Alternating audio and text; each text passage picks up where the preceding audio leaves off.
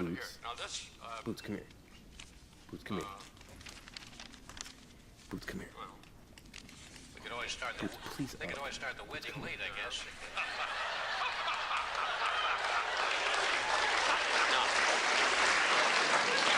Now, the title of it is Bo. That's the name of the dog. He never came to me when I would call unless I had a tennis ball, or he felt like it. But mostly he didn't come at all. When he was young, he never learned to heel or sit or stay. He did things his way.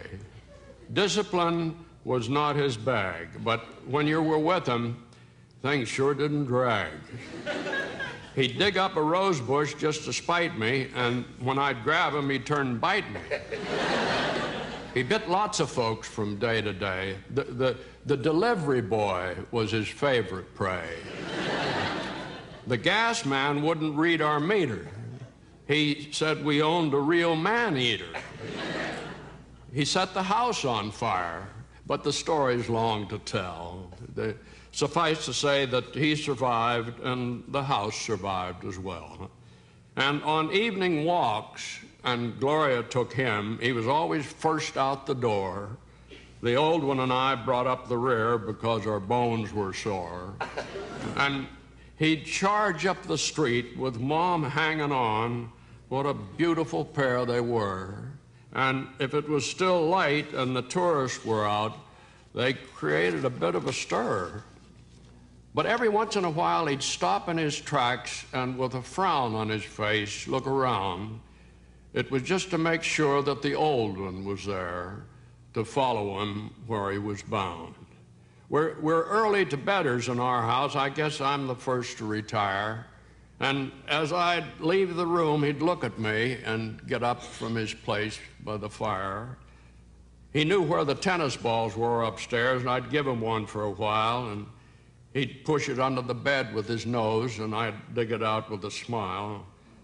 But before very long, he'd tire the ball, and he'd be asleep in his corner in no time at all. And there were nights when I'd feel him climb upon our bed and lie between us, and I'd pat his head.